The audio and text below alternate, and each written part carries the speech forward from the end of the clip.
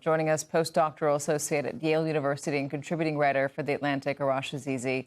Former Senator Barbara Boxer still with us. Burgess Everett still with us. Peter Baker back with us.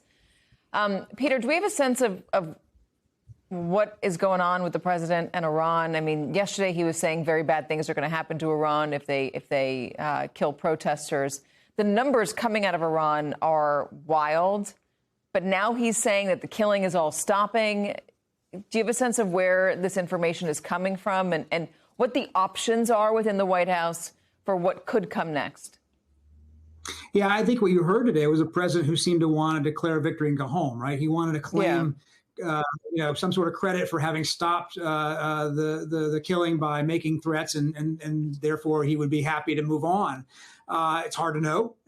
With Donald Trump, the message can change by the hour, and it's also hard to know what they're going to be doing in Tehran. I mean, the pictures you're showing, Yes. if you continue to see in the next days, a particular rise in violence, despite what the president is saying, it's going to force him to account for his plans, given the words that he's been uttering over the last several days.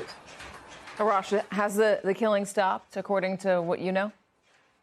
I mean, the killings are already some of the most brutal in history since the 1980s. So the protests seem to have stopped. So the killings might have stopped. If you're counting our dead, at least 3,500, probably a lot more. The executions, even president didn't seem to be sure. But obviously, it's a bit strange, frankly, to talk about the killing as stopped because, well, the killing went on for a few days. The president had already threatened, to intervene way before they had begun. So to sort of take it as some sort of a victory, that as if the killings stopped, when there's so many of them, it's a bit strange, frankly. And the president has underplayed. And earlier he said, some people died in the stampedes. Again, I want to emphasize, we're facing the most brutal killings the regime has done since the 1980s. And, this was not exactly a non-brutal regime before this protest either. So, it's a bit strange to sort of portray it that way. Arash, this is the biggest protest we've seen since the revolution. And you correct me if I'm wrong there, but there have been other protests. They have not been successful in toppling this regime. Is it different this time? Is there a person or a set of beliefs that the protesters in the country can rally around against the regime? There is a difference in which the regime finds itself much more isolated and much more distressed than before. It has, lost a lot regionally. And the other difference is that, yes, many protesters in Iran did shout the name of Reza Pahlavi, the former crown prince. So for the first time, we have a figure around which many Iranians have coalesced. Unfortunately, though, what we still don't have, Pahlavi can't do this on his own, and his political camp hasn't exactly united the opposition. In fact, they've kind of divided it. What we really need is a united opposition coalition that can really bring together enough number of Iranians, and most importantly, secure defections from the regime security forces and from its ruling elite. Give them a clear path forward to a different Iran, hopefully a democratic Iran. That we still don't have.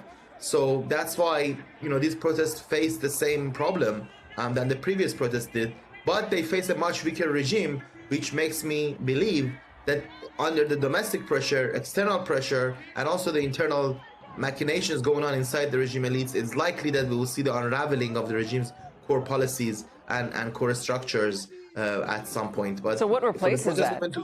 Sorry, go on. What replaces that? If it unravels, what replaces it?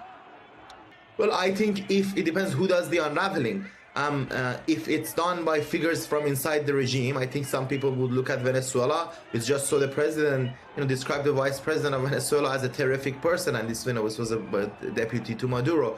So I think there are figures from inside the regime that would be auditioning for a similar role, that they will try to, get rid of the supreme leader, get rid of some of the core policies, probably get rid of the social sort of cultural repression, get rid of anti-Americanism, get rid of the attempt to destroy Israel, and make Iran a sort of a more normal dictatorship, more like Egypt or Pakistan or other countries in the region. So, that's kind of a likely scenario. Of course, for Democrats, for people like myself who want a democracy and who want democratic transition to win, we'll have to continue that fight. But we have not, if I'm honest, we have not built that kind of opposition leadership on the ground in the level of leadership that is able to pose a clear alternative to the regime yet. All right, let's talk about Greenland. The president was saying that if we don't go into Greenland and we don't get control of Greenland, then Russia or China is going to get control of Greenland. Burgess, I know you just spoke to Senator Lisa Murkowski about the president and Greenland. What did she tell you? Yeah, I mean, this was something people were maybe laughing off a few weeks ago and no longer. And if you listen to Senator Murkowski, you know why.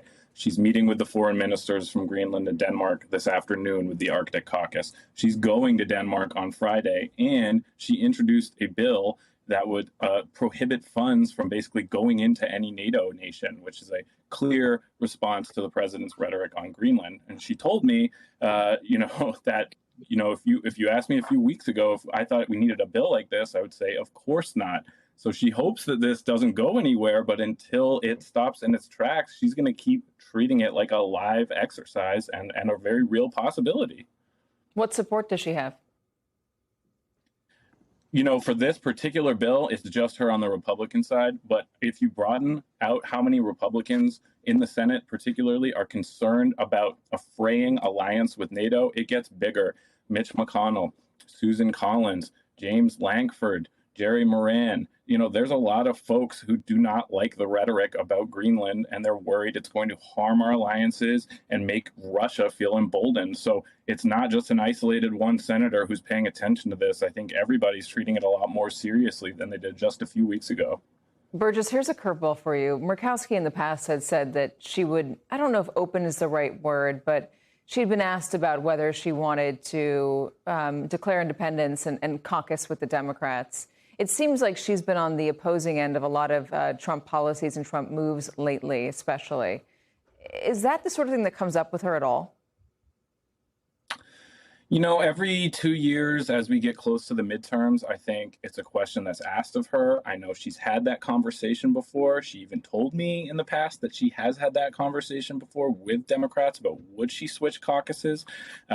I think that it's not super likely, but I also think if she thought it was the best play for Alaska and would help her state the most, it would be something that she would consider.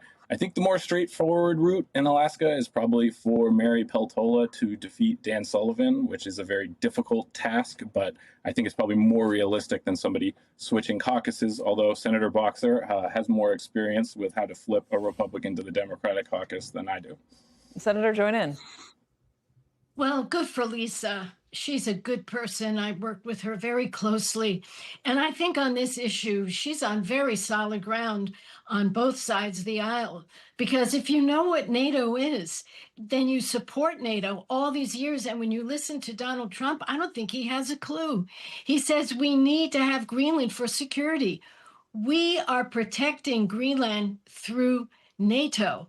And yes, we could put more bases there. This is not a time to threaten a NATO member and the people of Greenland. So good for Lisa Murkowski. I think at some point, if she feels, and I agree with this, that she can do better for her state by caucusing with Democrats, she could become an independent. Let me lastly point out, as you look at this country and all the talk about what's the best message and all of that, we have to realize a third of the registrations now are independent voters. A third are Democrats, a third are Republicans. Of course, it's different state by state, but that's the national look.